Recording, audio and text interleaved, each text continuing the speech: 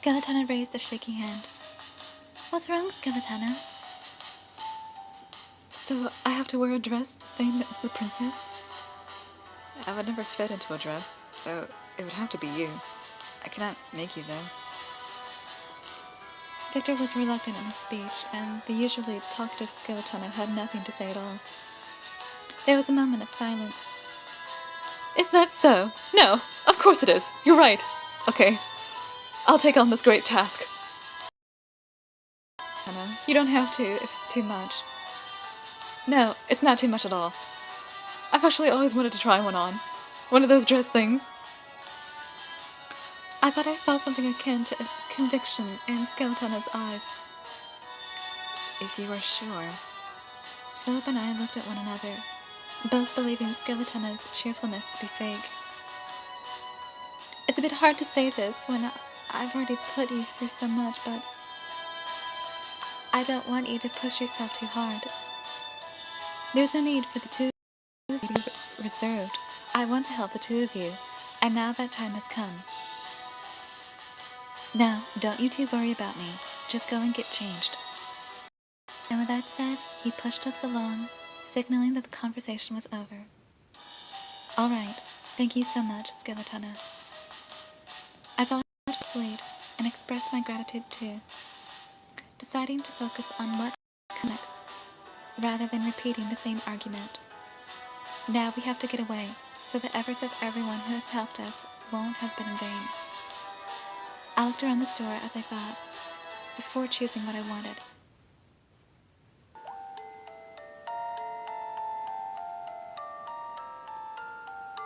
If I keep touching you for too long, I'm going to lose all sense of reason.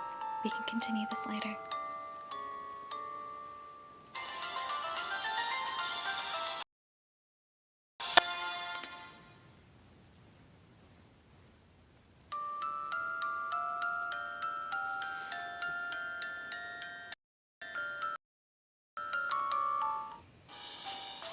I chose a little hooded cape that was a popular look at the time. Because I was tossing up between the simple colors of black and white. While I was still deciding, the shopkeeper recommended me pop color versions. Hey, you look like someone.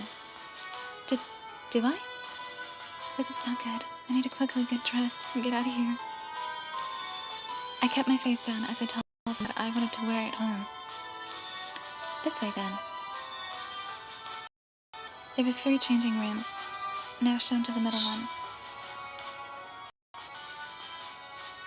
I can't get the zipper done up. And I was just getting changed in the store when I heard Philip's voice. Have you finished getting dressed, Jandy? Please show me when you're done. Oh, wait! Don't open it yet! Thinking that I couldn't possibly see Philip with my back completely unzipped, I stopped him from coming in. For you then. I was trying desperately to get the zipper done up quickly when I heard an aggressive voice. I definitely think I saw someone who looked just like the princess. Oh no, someone saw me coming into the store. The cheerful ringing in the shop's doorbell did nothing to soothe my frazzled nerves. I'm sorry, Jandy. Philip grabbed my head in the changing room to the right. We tried to keep our breathing to a minimum so we can make out the sound of several guards entering the store. Philip, I'm fine, so could you please let go? I whispered to him in a voice quiet enough to be cancelled out of the din inside the shop. Shh.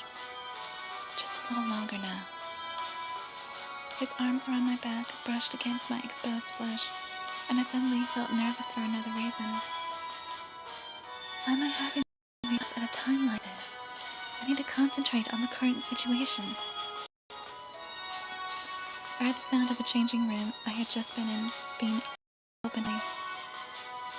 I tucked my finger into Philip's arms out of fear, and his gentle eyes met with mine. Please, let this turn out all right. After a while, the guards must have figured the information to be fake, as I soon left the store. Hey, Philip. Philip? Oh, yeah. I wondered why he was only mumbling, and looked up at him. I'm sorry. I realize it is very important to me like this. I realize it is very imprudent of me at a time like this, but... Well, what's wrong? He gave a glance at my back before directing his eyes straight up towards the ceiling. Telling from his glance, I realized that he was talking about my exposed back. It's very sad, and I wasn't sure if I should look. His eyes met mine, and I had to look away. Jandy. I felt very self-conscious of the fact that Victor could see my bare skin. I turned away to escape his gaze. But now he can see my entire back. The moment I realized I just exposed my entire back to him, I felt utterly dismayed. The closeness of his warmth and his lingering gaze. I knew that this wasn't the time to be thinking about these things, but I felt hot where he touched me. His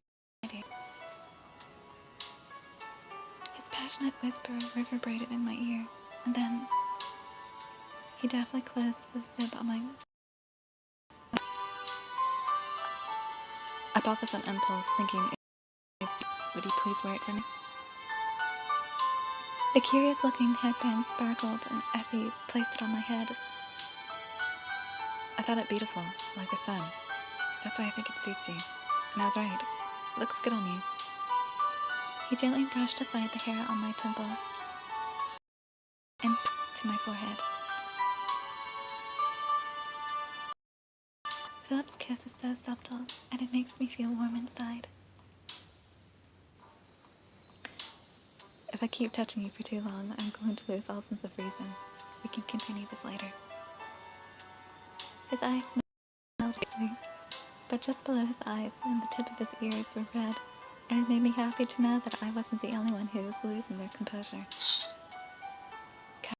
I need to run.